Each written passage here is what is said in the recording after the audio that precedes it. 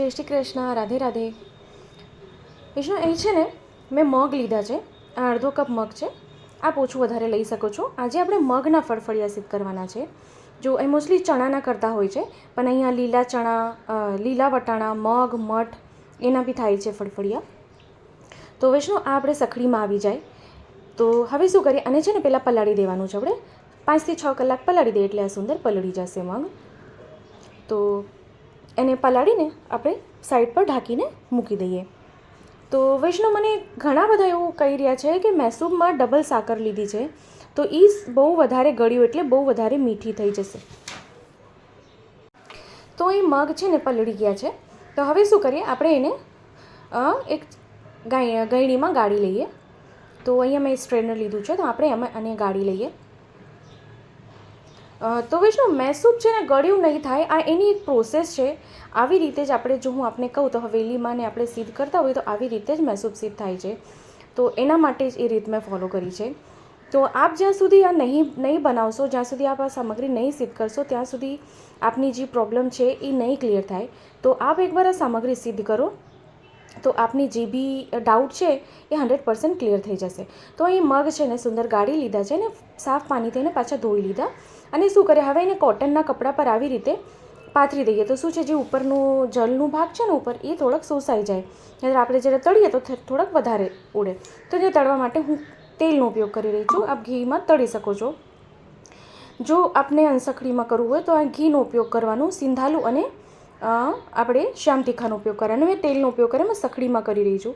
તો આપણે એને તળી લઈએ સુંદર. તો આપણે અહીં જો જોઈશું, અને જ્યારે આપણે મગ, મઠ, જે વટાણા કાંઈ બી પધરાવીએ ચણા, તો ઉપરથી કંઈક ઢાંકી દઈએ. કારણ કે શું છે, ઉડે વધારે, ભીનું હોય ને એટલે જલનો ભાગ હોય ને એટલે ઉડવા માંડે. તો શું છે કે દાજવાની બીક રહે. તો આપણે અહીં જોઈ શકો છો સુંદર તળાઈ ગયા છે. એકદમ કડક નથી કરવાના આને, કડક નહીં, ખાલી આમ જ તળી લેવાના. બબલ્સ આવતા બંધ થાય એટલે આપણે હવે એને એક ડીશમાં કાઢી લઈએ. તો વૈષ્ણવ હવે શું કરીએ, આ બધા કાઢીને પછી એક ડીશમાં લઈ લઈએ. તો હવે શું કરીએ, અહીં બધો મસાલો કરવાનો. તો મસાલામાં શું છે, પહેલાં આપણે સિંધાલું કરીએ. આપણે મીઠાનો ઉપયોગ કરી શકો છો. પછી અહીંયા આપણે શ્યામ તીખાનો ઉપયોગ કર્યો છે. અહીંયા આપણે વધારે ઓછું આપ માપ લઈ શકો છો. અહીંયા 1/4 ચમચીનું માપ લઈ રહી છું શ્યામ તીખા. અને પછી આમચૂર પાવડર. વૈષ્ણવ આપ આમચૂર પાવડર ઘરે સિદ્ધ કરી શકો છો, ખૂબ સરળ છે. જો આપને એનો વિડીયો જોવો હોય તો મને કમેન્ટ બોક્સમાં કમેન્ટ કરીને જણાવશો. તો અહીંયા ચપટી હળદર પધરાવી દીધી છે, એ પણ 1/4 ચમચી છે. આપ જે પ્રમાણમાં કર્યા હોય એ પ્રમાણમાં મસાલો અહીંયા કરવાનો. અને આ છે આમચૂર પાવડર. આમચૂર પાવડર પણ 1/4 ચમચી, કારણ કે ખાટું હોય છે સેજ એટલા માટે. અને અહીંયા હવે શું કરીએ, આપણે બુરું લઈ લઈએ. બુરું એટલે આપણે જે ખાંડ હોય છે, સાકર હોય છે, એને પીસી લઈએ તો એટલે એ બુરું. તો એ બી આપણે અહીંયા એ થોડુંક અડધી ચમચી પધરાવશું. અને હવે શું કરીએ, એને સરખું આપણે મિક્સ કરી લઈએ. તો વૈષ્ણવ ખૂબ સરળ અને સુંદર અહીંયા મગના ફળફળિયા સિદ્ધ થઈ ગયા છે. તો શ્રી પ્રભુને સોહાય તેમ હવે આપણે એને પ્લેટમાં કાઢી લઈએ, આપણે ડીશમાં એને સાજી લઈએ.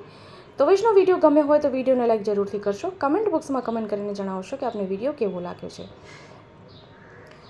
તો વૈષ્ણવ બને ત્યાં સુધી વિડીયો આપણા વૈષ્ણવ ગ્રુપમાં શેર કરશો, જેથી વધુથી વધુ લોકો સુધી વિડીયો પહોંચી શકે. તો વૈષ્ણવ ફરીથી મળશું આવી રીતે જ નવા વિડીયો સાથે. ત્યાં સુધી આપ સૌને મારા જય શ્રી કૃષ્ણ.